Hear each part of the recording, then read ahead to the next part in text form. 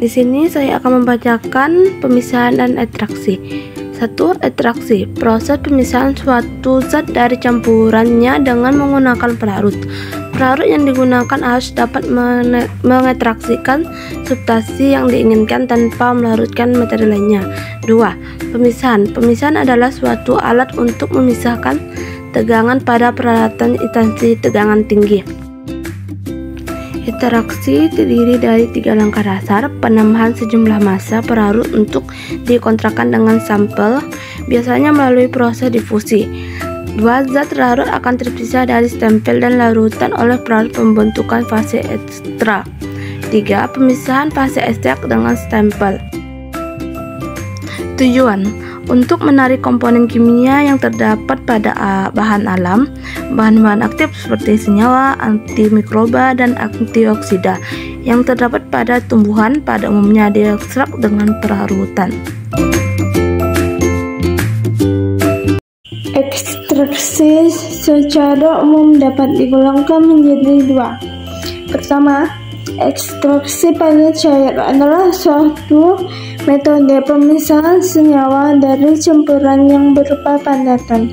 Yang kedua, ekstraksi cair-cair. Senyawa yang dipisahkan terdapat dalam campuran yang berupa cairan. Proses ekstraksi pada cair secara umum terdiri dari 5 tahap. Yang pertama, pelarut berpindah dari bulk solutian ke seluruh permukaan padatan atau terjadi pengentakan antara pelarut dengan padatan. Kedua, pelarut berdifusi ke dalam padatan. Ketiga, solut yang ada dalam padatan larut ke dalam pelarut. Keempat, solut berdifusi dari padatan menuju permukaan padatan. Kelima, yang terakhir adalah solut berpindah dari permukaan padatan menuju bulk solutian.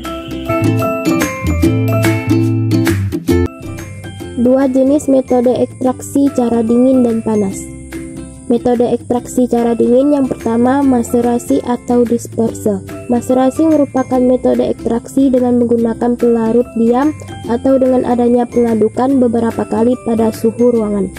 Yang kedua, perkolasi. Perkolasi merupakan metode ekstraksi dengan bahan yang disusun secara unggun dengan menggunakan pelarut yang selalu baru sampai prosesnya sesempurna dan umumnya dilakukan pada suhu ruangan. Adapun metode ekstraksi cara panas, yang pertama ekstraksi reflux, yakni merupakan metode ekstraksi yang dilakukan pada titik didih pelarut tersebut selama waktu dan sejumlah pelarut tertentu dengan adanya pendinginan balik atau kondensor. Yang kedua, ekstraksi dengan alat shocklet. Ekstraksi dengan alat shocklet merupakan ekstraksi dengan pelarut yang selalu baru, umumnya dilakukan menggunakan alat khusus sehingga terjadi ekstraksi konstan dengan adanya pendingin balik atau kondensor. Ekstraksi cair-cair terdiri dari 2 tahap. Yang pertama, pencampuran secara intensif bahan ekstraksi dengan pelarut. Yang kedua, pemisahan kedua fase cair itu sesempurna mungkin.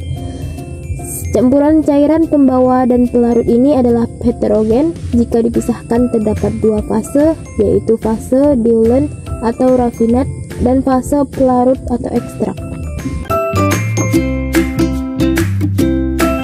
Faktor-faktor yang mempengaruhi ekstraksi.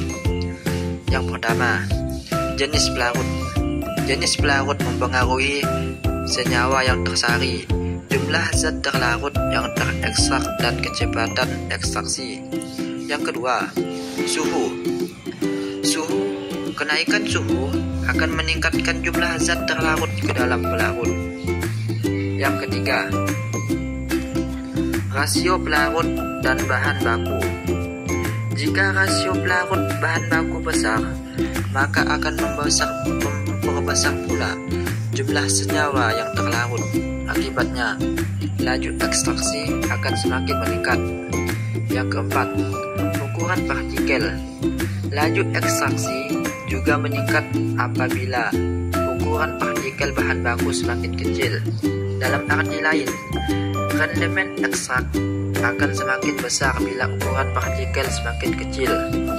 Yang kelima, pengaduan. Fungsi pengaduan adalah untuk mempercepat terjadinya reaksi antara pelarut dan zat terlarut. Yang keenam, lama waktu. Lamanya waktu ekstraksi akan menghasilkan ekstrak yang lebih banyak karena kontak antara zat terlarut dengan pelarut lebih lama. Hal-hal yang perlu diperhatikan pada proses pemisahan. Yang pertama, tempat senyawa atau komponen yang akan dipisahkan dalam keadaan tercampur atau terikat secara kimia. Yang kedua, kadar senyawa yang dipisahkan atau sifat-sifat fisika dan kimia dari senyawa yang dipisahkan, standar kemurnian yang dikehendaki. Yang ketiga, cemaran atau campuran yang akan menjadi sumber gangguan pada proses pemisahan. Yang keempat, keadaan dan harga senyawa yang akan dipisahkan.